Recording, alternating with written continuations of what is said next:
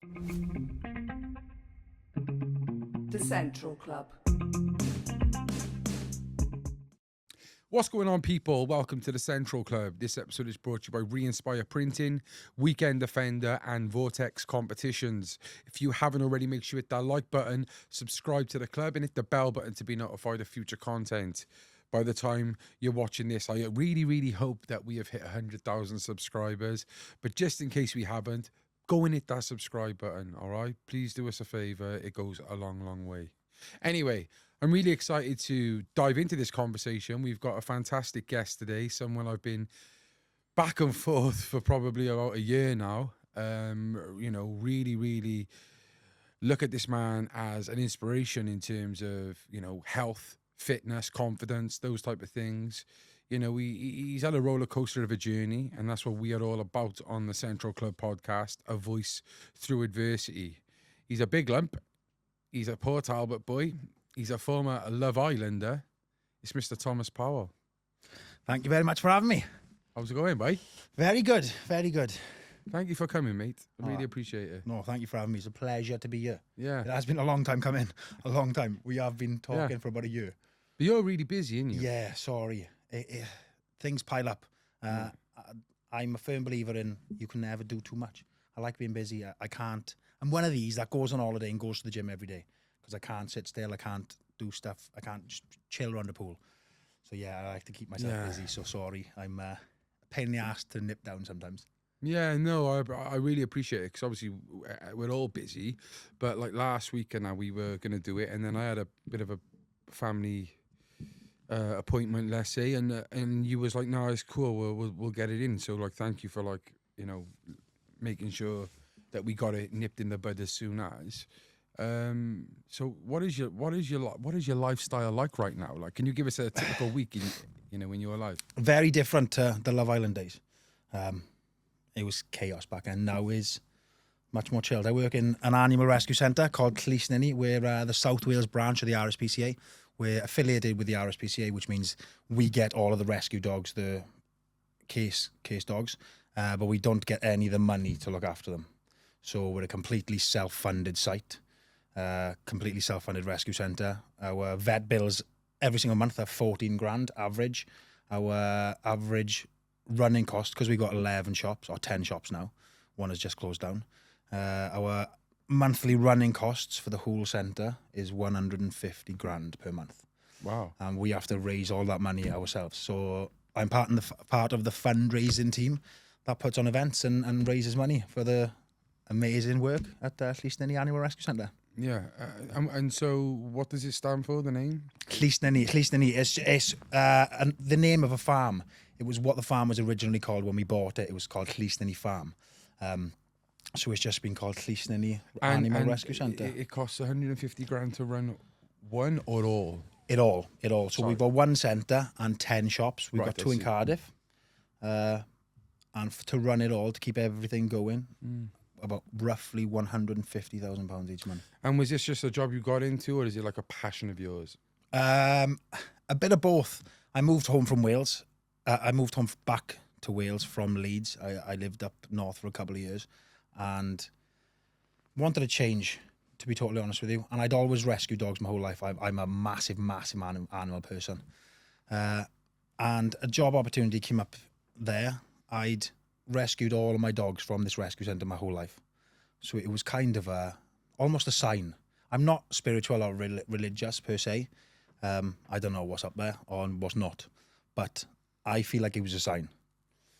And I've been there about a year and a half, 2 years now, and it's the best decision I ever made. I love the place. It is sometimes heart-wrenching. It's sometimes one of the saddest jobs I've ever had. But being a part of that is a privilege. Being a part of the journey of those dogs is an absolute privilege, and I wouldn't change it for the world. And I can't see myself ever leaving there now. Yeah. That's the unfortunate thing. Yeah, it sounds like you're really passionate about it, mate. You love it, which is a huge importance of anything in life, innit, mate? And I bet the women love it, don't they, mate? I bet they love to get an animal lover. My missus does. Actually, that's where I met her.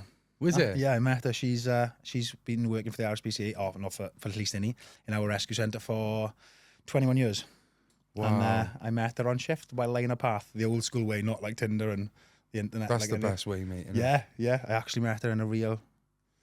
Did you ever think that scenario. after Love Never. Island you'd ever meet someone in such a I don't. old-fashioned way? Post Love Island, I didn't really think I'd meet anyone for a while. I was kind of loving life, enjoying life, if you get me.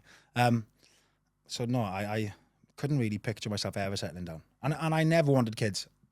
I never wanted a family. I never wanted, the wholesome, the dog, the kids, the family, the house. I never wanted that. I wanted a party until I was dead. I wanted I could never see myself having kids. It wasn't until I took a god dose of mushrooms did I change my mind and realise that's not important in life. And now I want a family and kids more than anything ever. Really? Yeah. That's so interesting, mate. That is so interesting. So, for the people who don't know, then we've obviously introduced it, but you're from Port Talbot, yeah? Yes, Port Talbot, born and raised. Margam boy, Margam, yeah. 33 years old.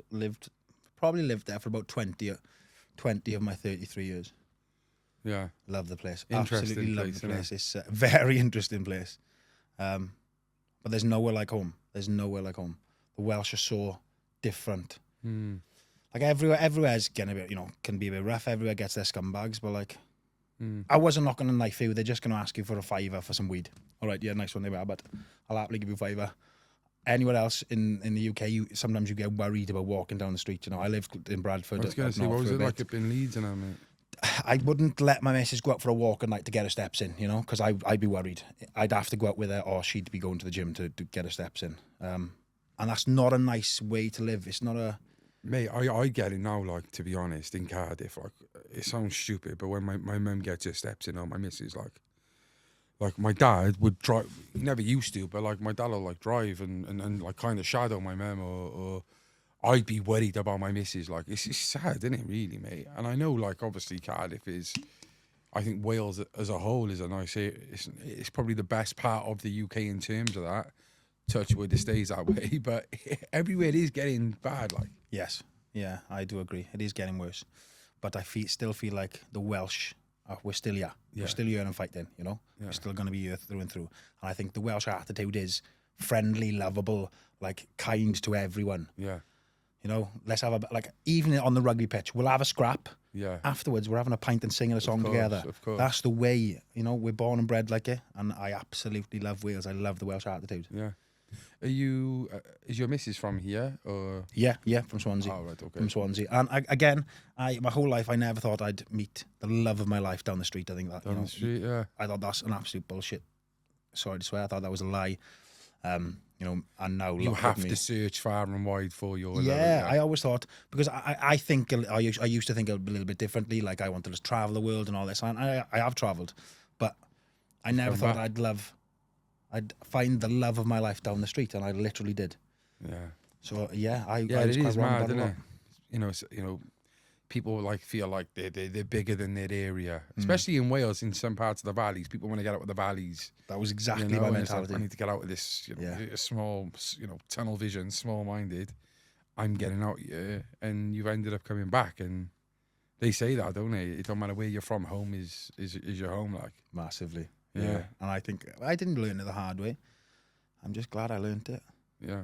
Did you play rugby? Yeah. Ruptured my bicep. It's January playing rugby. Growing up, who did you play for? Baglan through and through. And more recently as well, Baglan. Yeah. I played rugby league for Wales I think I got 18 caps for Wales, rugby league. Yeah. But locally for rugby union, Baglan boy through and through. And played. I had a big gap. I think I had 9 years out. Went back for one more season with the boys. Had a couple of games. Yeah. Did my knee in. Had a couple of more games and ruptured my bicep. So I had surgery in January, and I'm. My brother had a game. My brother played league. He's 5 years younger than me. 20. I'm 34. Who'd you play for? He's 30 now. Plays for Fairwater now, Union. But he played for the Blues and that. Oh, nice. And then must fast the game. See, even the props are lean, fast, skillful. He then, like, in the summer he played for, like, I think it was like Pontyclun Panthers or something like that. Oh, yeah. Or the Scorpions, I think. Scorpions, West Wales Scorpions. Oh no, West Wales Raiders that was. Scorpions was yeah, the Raiders, yeah. So then the Valleys, I think it was. Yeah. And then what he done was he played for Wales Rugby League in like the summer against Canada. And then Leeds Rhinos and Wigan came and he signed for Wigan then. Ah, And that's he was there with Reece Pugsley, Ben Flowers. nice. All that, like, yeah. And when Ben was back playing, Yeah. animal back in his day, mate. But Animal. he's younger than you, like Yeah, he's yeah. 4 or 5 years younger. But we used to. But to be honest, he signed at 16, I think. Nice. And he's like Callum Sheedy's age and all that. Rugby. Oh yeah. But he just missed home, and I remember 'cause he was staying in Logan and Sam Tompkins' house, and we used to pick him up every weekend because he just wanted to come home. We didn't, and he just wanted. He just missed home. No place I know, innit? That's what I'm saying. Yeah, can't take You know, it's like when we interviewed Craig Bellamy, his mum and dad took him to Norwich as a youngster and just left him there. And he said it was the best thing for me because I missed home, but it turned me into the person I am now. And he's one of the greatest Welsh professionals we know. You know, you can have all the talent in the world as a rugby player, can you, or a sportsman, but it's the discipline and the hard work that goes with it that makes people. Oh, absolutely. You know, I was never good enough to. I had tryouts for Wigan, actually. I didn't even get a look in. Yeah. So fair play. Yeah. Mate, he's probably the biggest woulda, shoulda, coulda ever, and it kills him to this day. Like, do you know what I mean? But yeah, it is what Can't it is. regret anything in You life. can't regret nothing. Exactly. You'd be a different person right now because of it. Yeah, 100%. So rugby was a big part of your life then. You know, played league, played union. When did because obviously Love Island. How did Love Island come about? Was that something? Because how old are you? 33. 33. How old was you when you went on that then? 10 years ago, 2016. Yeah, you was exactly one of 10 you was years one- ago. you was one of the- Second season, yeah. I used to do personal security for Geordie Shore and things like that whenever they came out to Zante. And So you was in Greece at the time then? I was in Greece at the time. I was in Zante at the time, just working. And whenever the like Geordie Shore cast would come out, I'd be this personal security for the time they were there. So met quite a lot of the producers, etc., etc. 6 months later, and one of the producers is messaging me saying, "Hey, we got series 2 Love Island coming out. Did you think you'd be interested? I think you'd be great." And I was like, I'm not gonna lie to you, I didn't watch it. I did watch the original series. Remember with Brendan, like the celebrity one, and Carl and Bess back in day. I did watch that when I was like 9 years old with my mother. Yeah. But I didn't watch the first season. So I was like, yeah, all right, sound. Whatever it is, I'm game. Filled out the application form, and within 20 minutes of sending it off, they rang me saying, can you come to London tomorrow to interview? I was like, yeah, all right. Just got back from Greece, didn't really do anything throughout winter because I'd earned enough throughout the summer to not really work in the winter. Went in and interviewed. And by the time I'd got back to the train, they were like, yeah, you're going on in 3 weeks' time. And that was it there and then. And my life had changed, literally. Madness, absolute madness. In what way did it change, would you say? I was just a personal trainer from South Wales. No one, don't get me wrong, I'd been asked for a photo before because I've been around the Geordie Shore a lot, etc. They sort of, people ask through association. But yeah, I couldn't move anywhere for 6 weeks. I couldn't go shopping. I couldn't do anything. Like post Love Island for a year, going outside the house was chaos. It was amazing, but it was chaos. Yeah. So How total long did you change. last on the show? 5 out of the 6 weeks. So you was yeah. there for. I was the first lad to walk in me budgie smugglers, as always. Fuckboard shots. And yeah, I think I lasted 5 out of the 6 weeks. Came 5th technically. That's fucking good going, mate. Yeah, I'll take her. I'll Innit? take 5th. What season are they on now? They got to be on like 15s probably. mad, innit? I'm not gonna lie to you. I've never seen an episode in my life, so I don't know. So you know when all like the stuff came out about like Muggy Mike took his own life and all that type of stuff. Yeah. I don't know if you know. Do you know there was 3 people to kill themselves? Yeah. The first person was my partner. Was my ex. Sophie Graydon was the first one, and we were together on the show. We were together for about 6 months after the show, and then a year later, she was with someone else, and she unfortunately did what she did. She was the first one, and then Mike, and then Caroline. Yeah, and each of them had their individual. I'm not slating the show at all. I'm not. I know. I think people that are saying the show didn't look after them are doing it for they want some limelight again. Each in the show did more than enough for me. Before you get in there, you have to have a psychological review with Marcy. I remember her name because she used to fucking ring me every other day. After I got booted out, she'd have another psychological review with you to say, are you all right, etc. Give me a number. She rang me every single week for like 6 months after the show, just for a little chat, catch up. And I'm assuming if she's done it with me, she's done it with everyone. And then obviously when Sophie did what she did, they were straight back on the phone. They were straight checking up on me again. So for me, anyone that says otherwise is looking for some limelight. Each of them had their own individual issues. I'm not going to delve into what they are. I knew them all personally, but they all had their issues. And Love Island might have accelerated something, but it was not the reason for why any of them did what they did. So did your partner do it long after the show, or was it like... Year and a half. Okay. Year and a half after the show. We were together for about 6 months. We'd broken up. We were still quite close. She FaceTime. Because we'd shared such an experience together, no one else can sort of relate to it. So you've always got that connection. And it's not like a sexual connection. It's a friendship connection for life. It doesn't matter what history you have. It was a real connection. So it was just so easy to talk to her. So whenever she used to get drunk and things, she'd used to FaceTime me or tell me about her new boyfriend or this person she went on a date with. It was genuine friendship. And we'd spoke maybe 2 weeks before she did it, and she was happy as Larry. Steaming, telling me about her boyfriend. And there was no, like, you know, you didn't never look at her like she dealt with the fame differently to you, or... She had she had a lot of mental health issues. A lot. She had some addictions. Some bad addictions, which got the better of her. You know, everyone in this industry stuffs things up her nose, but it wasn't the extreme. It would be, we go home at the end of the night. She carries on until the next day. Carries on while I'm getting up and going to the gym, etc. Carries on until the second day, and then she has a massive coming down, checks herself into a hotel for 3 days, and shuts off from the world. That used to happen on a semi-regular basis. So. I'm not saying the signs were there, but she battled with mental health for a while. Maybe if mental health come down to real as well, mate. Yeah, maybe if mental health was more talked about back then, she would have had an outlet. But I don't think there was a bit of a stigma against it, 8 years ago. Yeah, very sad, mate, isn't it? You know. Yeah. And was Caroline Flack like the presenter of? Yeah, she presented our one. She was lovely, absolutely lovely woman. I think she fancied Alex Bowen because Alex Bowen was the best looking lad I've ever seen in my life. I think I fancied him a little bit, to be honest with you. Yeah. Fair play to him. But yeah, she was lovely. She was a great woman, a great presenter. And have you ever because like you said, you've got a tie to this show now forever. It's like being a X Factor contestant, a Big Brother contestant. Do you each year that comes round, do you ever get like any work from it, or a call up, or is it like parties, or every year? For about 5 or 6 years post, I used to get people asking me, can you write an article every week on what's happening, on your opinion on the show, etc. And I did it for the first year, but I don't want to watch it. You wasn't even a fan of it, like? I just don't watch any reality TV. I'm not gonna lie.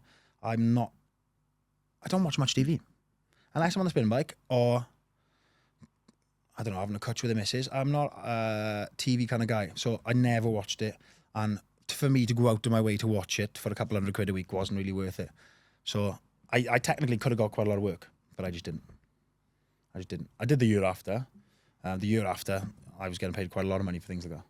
But the year after, again, it does die down every single year. So fame is very short-lived. Well, yeah, because obviously the next season there might be a big hitter, and then you've forgotten, totally forgotten. Yeah, it's mad, isn't it? Yeah, but then you still got the following, so you can always make money from the following. Yeah, of course. It sets you up for life. Springboarded you for something, absolutely it has. But you still get recognised everywhere.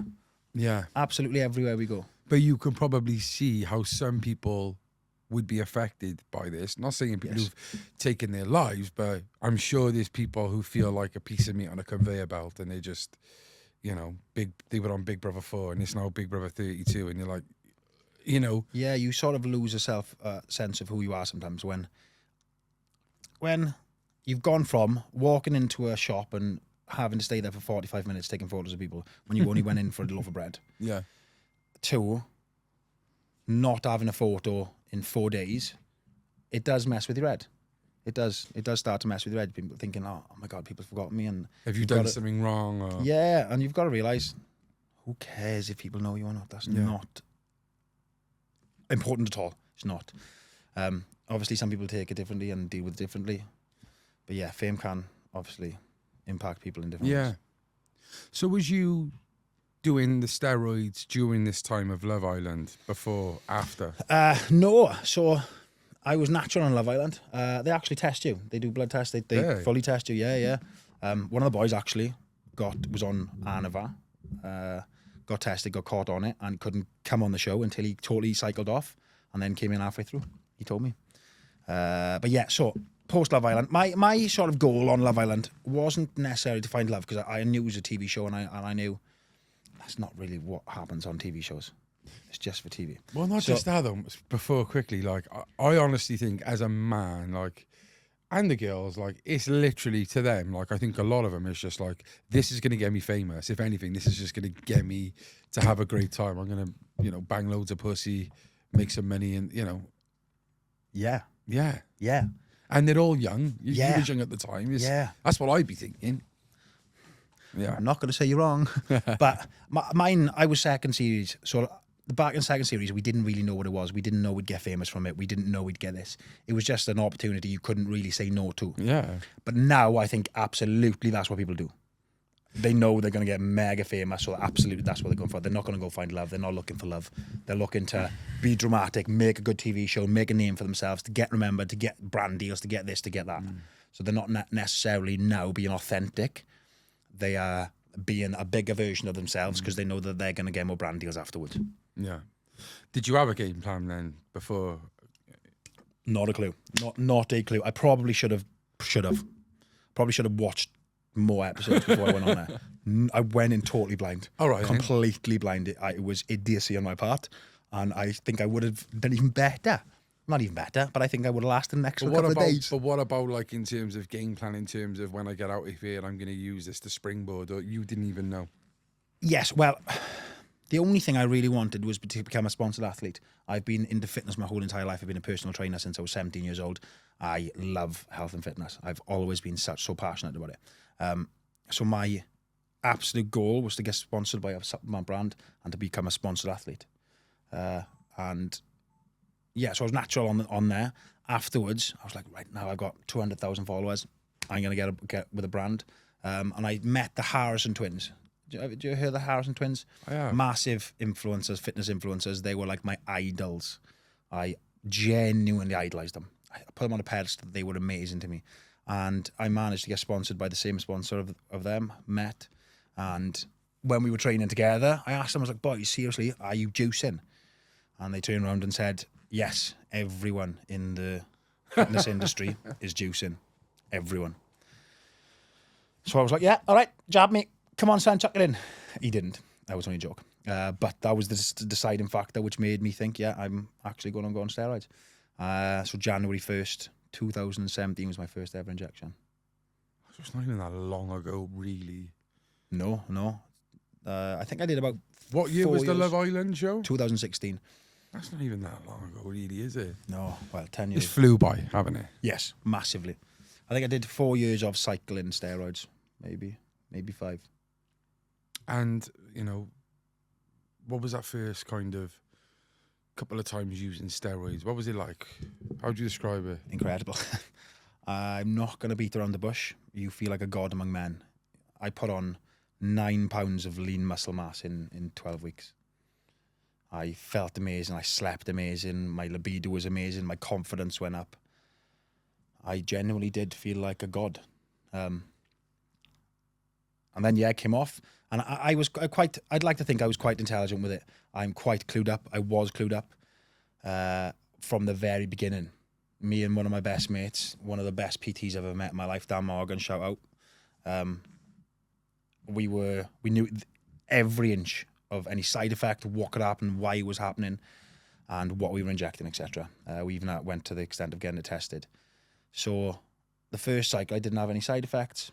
The first couple of cycles, I never had any side effects. I generally felt amazing. Cycled off after 12 weeks like you're supposed to. and stayed off for a minimum of 16 weeks. I stayed off for longer than they advise, and did it safely until I started getting a little bit confident and adding in compounds that I probably shouldn't have.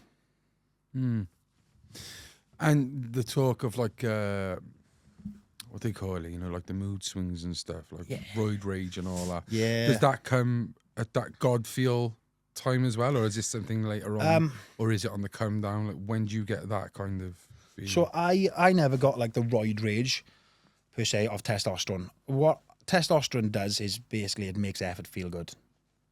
You want to go to the gym, etc. If you take massive amounts of testosterone, yes, it could make you more angry, more that way.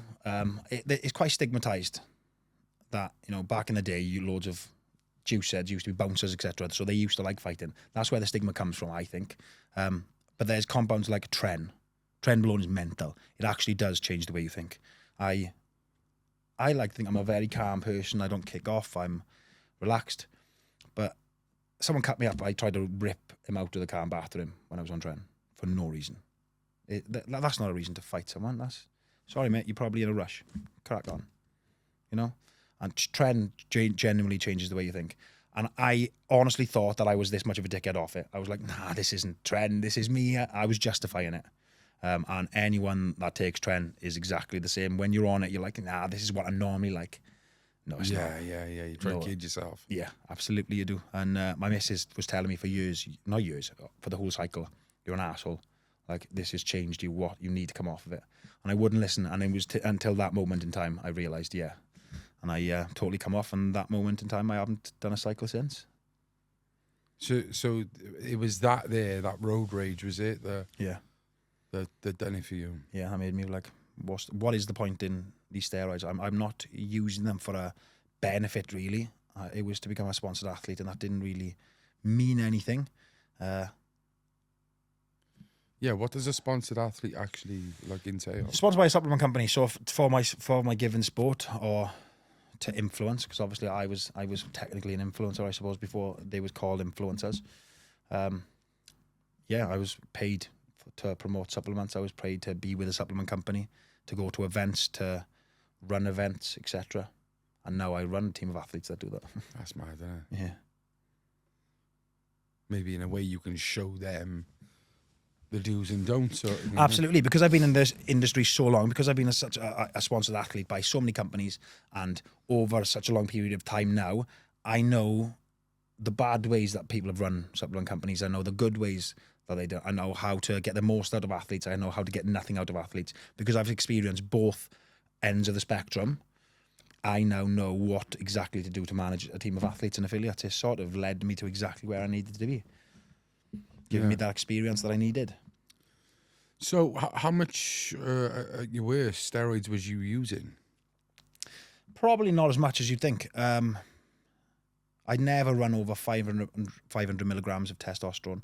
I don't know if you know if that's a lot or not. It's not. It's 2 mil. There's a lot of bodybuilders that are on a gram or more.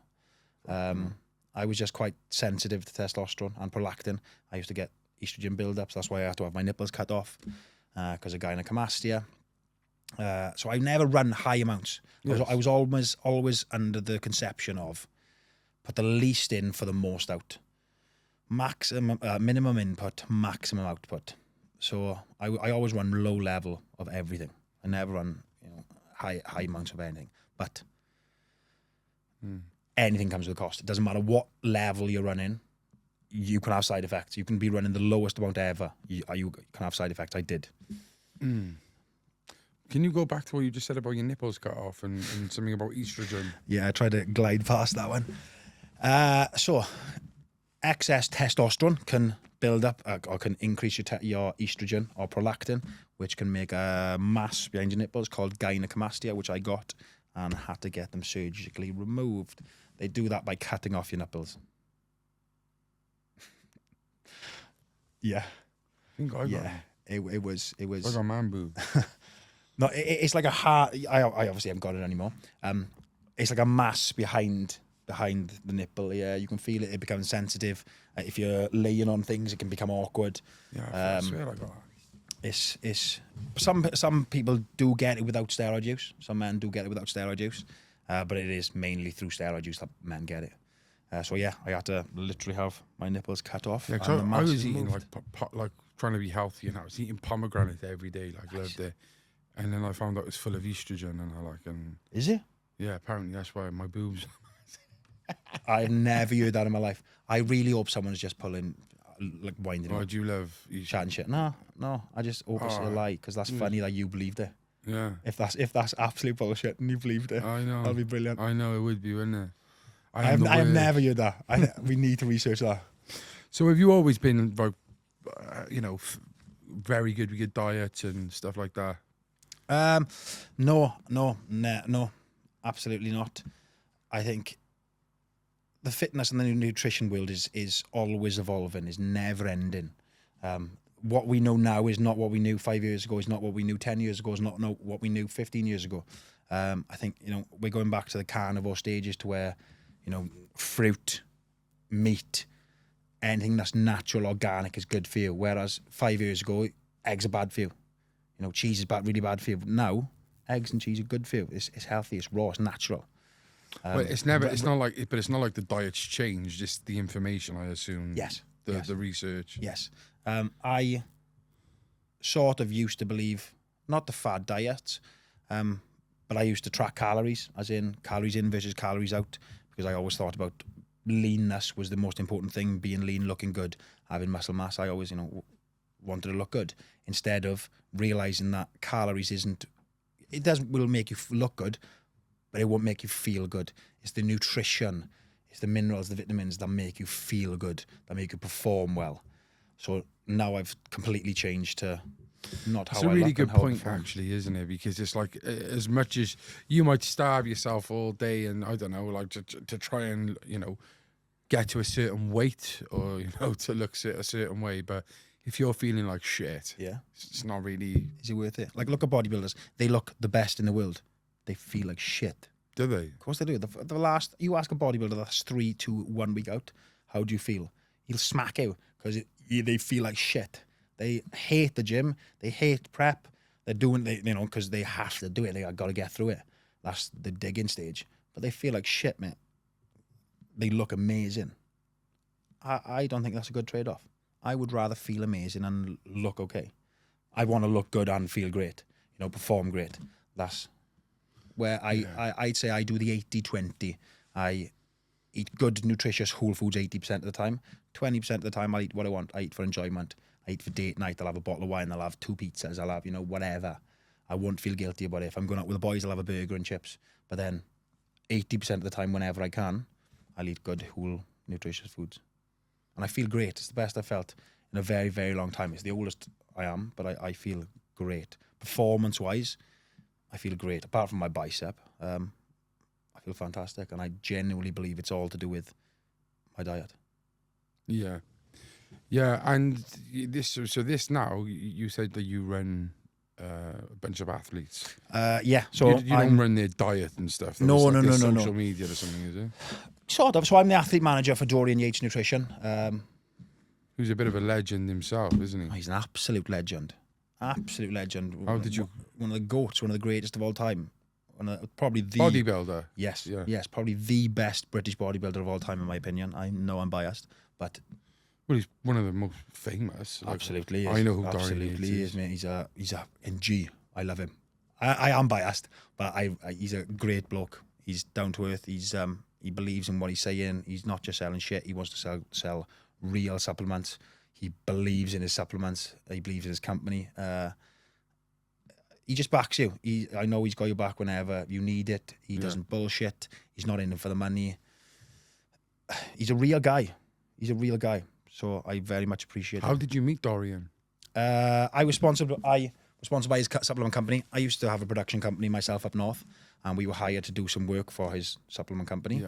Yeah. I ended up becoming a sponsored athlete, and because I'd done so long in the fitness industry, I'd been to all of these different supplement companies, etc. Been an athlete for so long, I knew that they weren't getting the most out of their athletes. I was sort of getting paid, and I could see the rest of the athletes weren't doing much, if anything. there was no athlete manager on board. So I went to them and said, look, I can do this, this, this, this, and this. I'd like to work for you. And they were like, absolutely. There and then, yes. And I've been with them ever since. And I love it. So because I'm the athlete and affiliate manager, I run a team of athletes. They're all bodybuilders, CrossFitters, high roxers, boxers, MMA artists. We got judo players, etc. They're mainly judo players, or jiu-jitsu, BJJ players. We got mostly bodybuilders because obviously Dorian Yates, we are bodybuilding through and through, but we are diversifying slowly. But there's about 20 to 25 athletes on board. We've got about 50 affiliates. I pay them every single month. I help keep them happy because bodybuilders can be temperamental. Keep them happy. I run their I don't run their social media. We give them social media briefs, so I help write all their social media briefs for the athletes and the affiliates. We also do monthly events, monthly pop-ups, gym takeovers, sampling sessions. So we go all over the UK to any gyms that support us, that stock us, and putting on an event there to help pull through that stock, to help sell that stock, and build a community around DY. So we do loads of lifting events like deadlift, bench, squat, or like we do skiing competitions, gym takeovers where we just do giveaways and different challenges throughout the whole day. I love it. So you're like a salesman in a way as well. It is like a element of... Yeah. I'd like to say it's a people job. I go out there and meet the community and introduce new products to the community. I try new ideas with the community and I'm very crowd facing. I love people. I'm very much a people person as well as an animal person. I love people. I love new people. I love conversing with people on the same level as me that have the same interest as me. And obviously if they're in the gym, they usually have the same interest as me. So I absolutely love both of my jobs. Yeah. Can't lie to you. Mate, yeah, I know. It sounds like you're really like in a good place in your life at the moment. Without jinxing myself, I'm in one of the safest mindsets, safest places, happiest I've been in a very, very long time. Yeah. And it's all from home as well. Like you're back at home. Absolutely. With all these things that you've probably seeked for so long. Yeah. My goal is to really be at home. I want to build a small holding with a couple of buildings in there so my mum can live on the same plot as us. So my partner's parents or my partner's mother can live on the same plot as us if she wants to. So like if my mates, want to up and build a little plot of land on my or build a little house on my land, fantastic. Grow all our own food. Like we'll have goats, we'll have llamas, we'll have chickens, loads of dogs. I'll be able to like foster dogs in the meantime. And have you got this land now, or is this something you're No, I do. I am in the process of trying to buy a little bit of land and a church next to my land right now. I live in a vicarage, and I'm trying to buy the church and the land on it. But we're not sure if it's big enough to be our forever home. So we are gonna maybe look at somewhere else, but definitely South Wales, without a doubt. South Wales. Mate, yeah. Going through the journey you've gone through and stuff, the TV, the steroids, the steroid abuse, like mental health has to have played a massive part in your life as well. Surely you must have had some real low points. I think I'm very fortunate in that field, whereas I haven't suffered anywhere near anyone else. I've never had anxiety. I don't think I've experienced anxiety. When other people explain anxiety to me about this, like awful weight on their chest or something, I don't really like that. I'm one of the people that excels under pressure. Like, in a local rugby game, I'll be rubbish. Put me up 2 levels, and I will play at that level. I'm one of those that sort of unknowingly rises to the occasion. So I've never had anxiety, fortunately. I've experienced a lot of loss through mental health. I've had 2 friends do something, very silly, in their lives, and I've had a partner. So I've experienced mental health on the other side of it, and the grieving side of it. I can't say the worst side of it because obviously I can't understand what they're going through, because obviously what they're going through to make them do that is the worst. Yeah, of course. I can't fathom it, can't understand it. So fortunately, I've never experienced it personally. Yeah. I've taken a couple too many mushrooms and I've had panic, but in real day life, thankfully I haven't that much. I want to get to the mushrooms in a minute. I just, in terms of like social media and stuff as well, have you ever, have you ever had any like trolling campaigns? Do you ever get much trolls? Or... Again, You've got quite a big following, haven't you? Yeah, again, the worst thing someone said to me was shit top knot. And I was like, yeah, it was, you're right. I didn't used to get much hate. Now and again I did. But like Emma, my ex walked in the villa halfway through. She used to get some horrific What, your trolls. real ex from... A real ex I was with before Love Island. She contacted, the second she found out I was on Love Island, she was a killer. She contacted Love Island and said, I'm Tom Powell's ex-bird. If you put me on there, I'll ruin his life. So they did. And That's quite bad, isn't it? And she didn't exactly say that, but she did. Did she ruin your life from it? Nah, she caused some drama, obviously. But she got shit for it. She got hate. She's got a wings on her back with a quote from her grandfather, and her grandfather passed away many, many years ago. That's why she got it. She mentions that on there, and people were DMing her. We're still friends to this very day because obviously, again, we've been through this similar situation. I was going to say, we're still friends. So she tells me, she told me all of this, that she used to get like not death threats, but people would say your grandfather would be disgusted in you. You'd be turning in his grave. I wish you got cancer instead of your grandfather. And horrific things. Wow. I never had anything like that, really. Never. Used to get, the odd one after Sophie had passed. Used to get the odd nasty one about Sophie. But not as many as you think. Anyone ever trying to blame you for Sophie's... No. No, never once.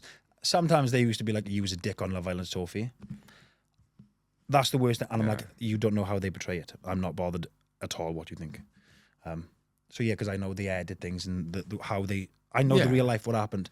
So no one ever said anything like that at all. That's people's opinion anyway. It's not fact anyway, is it? That's what they perceive. Yeah, massively. People read, it's confirmation bias, isn't it? People will believe what they want to do with whatever they already believe about you. Yeah, 100%. Confirmation bias 101. So the mushrooms, like, how did that come about, and when was it? Well, I used to be a party boy and enjoy partying, to say the least amount possible. And I sort of fell out of love with it. I did a post for this company. It was a giveaway. I did a paid post, and they came down and we did some promotional things for this car he was giving away. And he had these weed vapes on him. And he said, do you smoke weed? And I was like, no, never really. But my mate does, so I took him. And you never did at the time? Never. So I took him for my mate, gave him to my mate, and he was like, go on, just try one. Tried a puff of this weed vape and changed my life forever. It was I was able to relax. I was able to change my thought process and things. I was quite one-minded. It's my way or the highway. I'm right, you're wrong. I was my father through and through. My father was very hot-headed, was very his way. And I was him. Unfortunately, I was. My mother always said it, but I never saw it until this. And that freed my mind. Yeah, because that's what it does. Like, and it can go either way. It can go like the paranoia way, which it did with me, which led me to heroin addiction. But like, it's like that self-awareness. It's almost like you come out of your body and kind of, it can work a treat for people, can't it? Because Absolutely. it's really waking you up to be like, hang on a minute, I'm gonna check with yourself, like, innit? Yeah. There's a word for it. I can't think what the word's called. It's not an epiphany, but you know what I mean.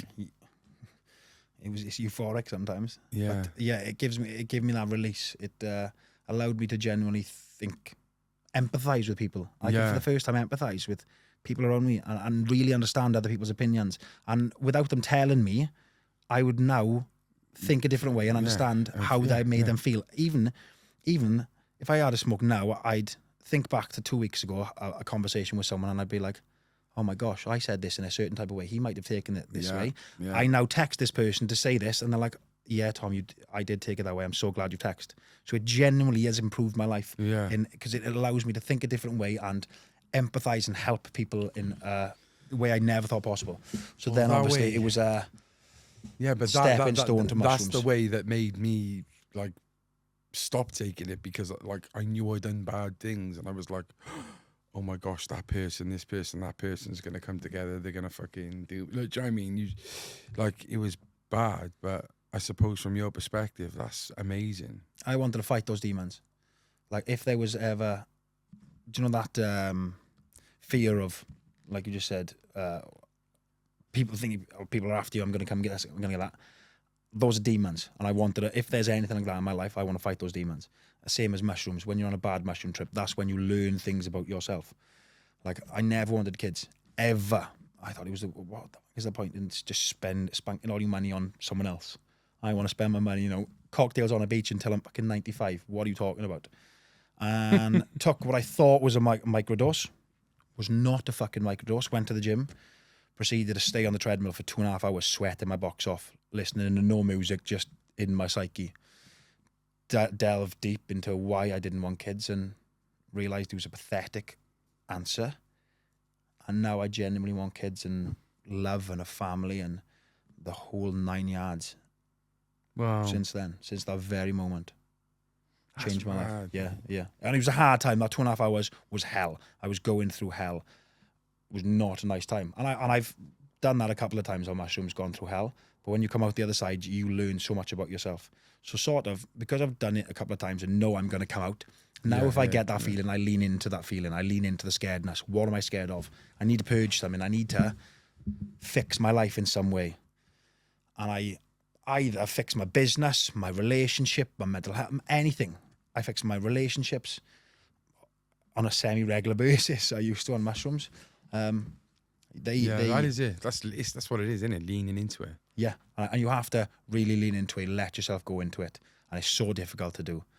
But sometimes you're forced to do it. And I think because I was forced to do it the first couple of times, I was able to lean into it the next couple. When you're 4 grams deep in mushrooms, there's no going back. That's a lot of mushrooms, mate. Yeah. And it's never put you off doing them then? Yes. I was put off for about 1.5 years because one of the times I was a little bit too far gone. It scared me a little bit. Same with edibles. There was on two occasions I took mushrooms and edibles together. It pushed me way over the limit, and I was like, "Nah, I'm not doing edibles for a while, and I'm not doing mushrooms for a while." That's crazy. Yeah, yeah. Oh, mate. But again, I did mushrooms again 3 weeks ago, and it was fantastic. It was lovely. I didn't do too many. It was only 2 grams that time. It was only a nice little, I could see a couple of patterns. I was having the giggles. Me and the boys had a lovely boys' night. So you done it with the boys? I have a boys' night once a week with the lads. Every single night we have steak. We cook steak together. We have a smoke. We have a chill. I think boys' nights are essential.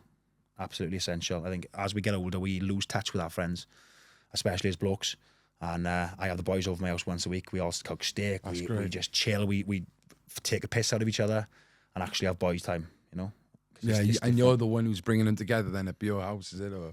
My house just happens to be the sort of area where we've got a lovely back garden, so we can chill out the back if it's nice. We've got an annex, so we can chill in the annex. There's just a lot of space for us, so it tends to be my house.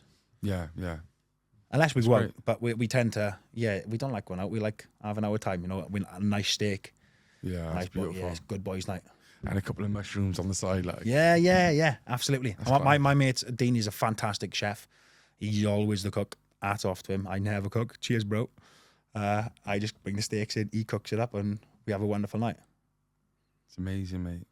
Obviously, at the moment, like in Britain and all, like, it seems like 2025, it's just wild, isn't it, mate? Like, everything's going on in the world. Do you focus on, like, the external things, like what's going on in the media and in the world, or do you just focus in on what you're doing in your life? I just spilled my drink. I very much try. That's not my nipple leaking.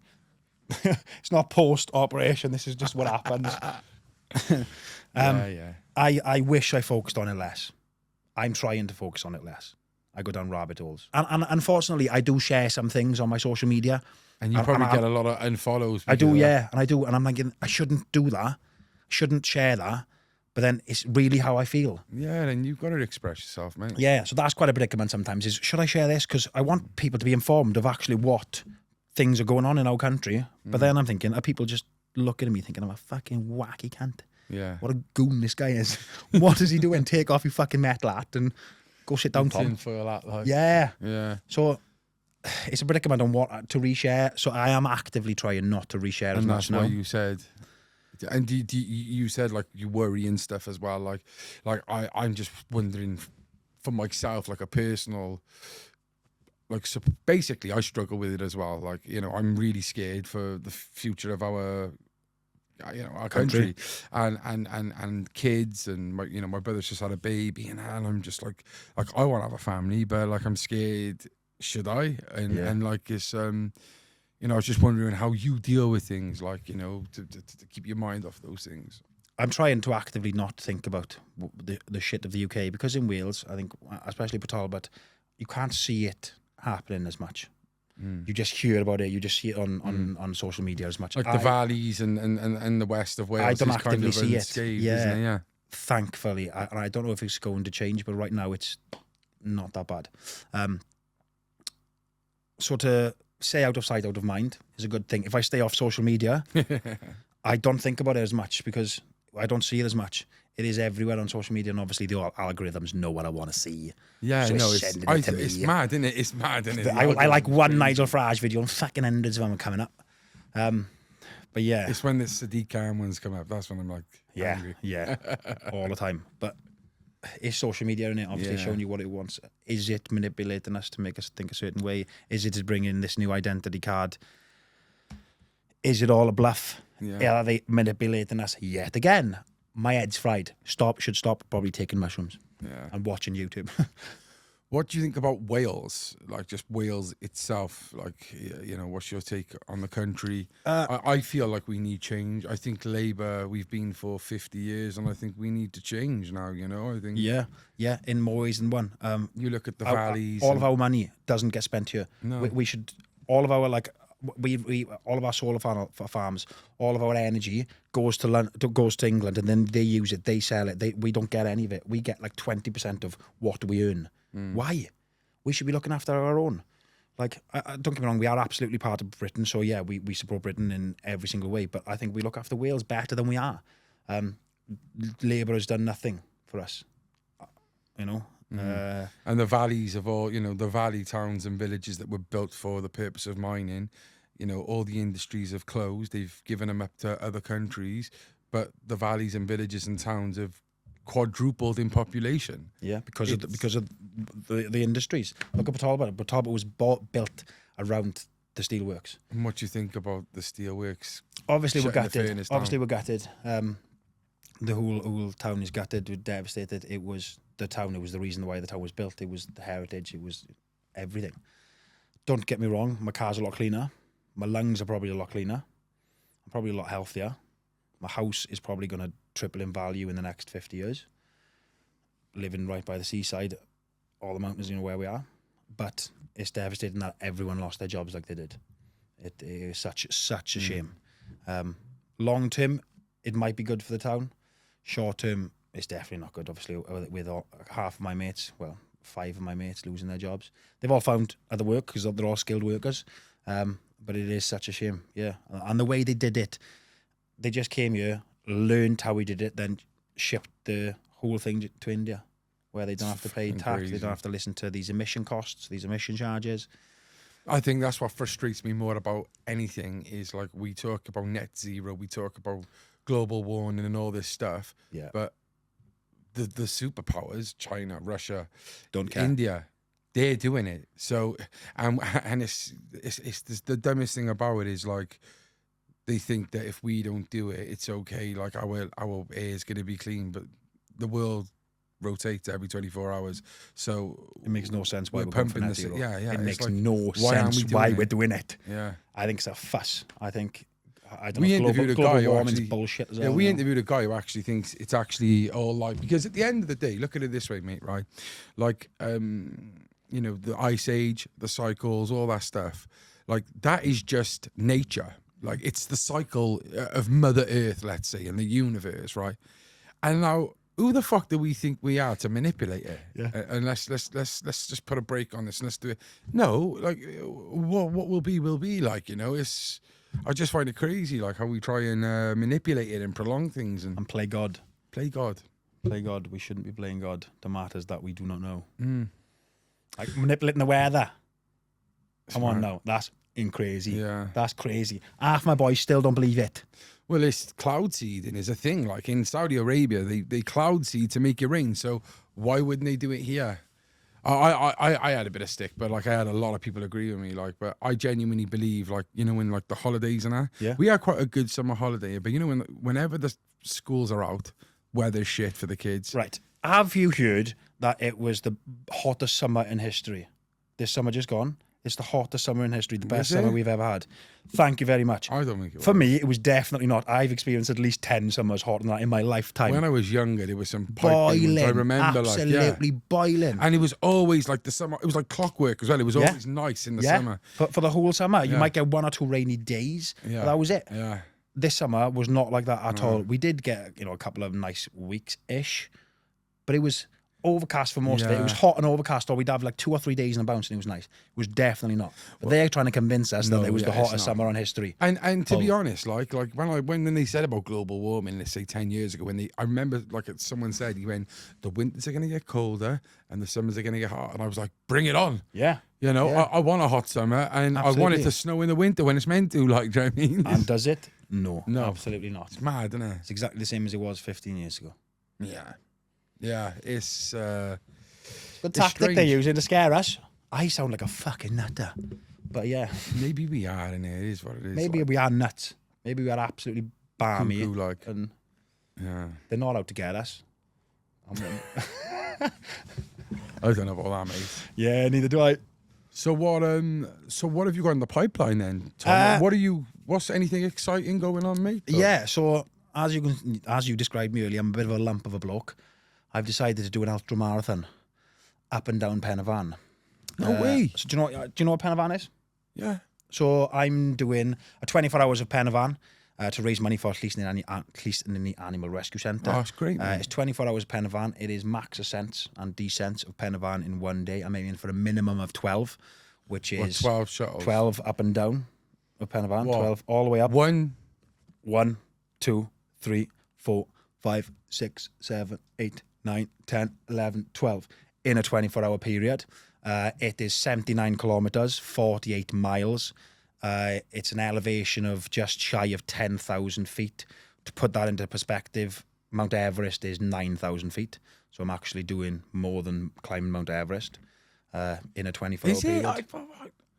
I thought Everest was much bigger than that. Oh, it might be meters, sorry. I might be Yeah. feet. Sorry, Yeah, meters. I think you might be on about meters, yeah. I'm probably on about meters. I So apologise. I swear it's like so 30,000 feet. I'm or doing something. 10,000 meters.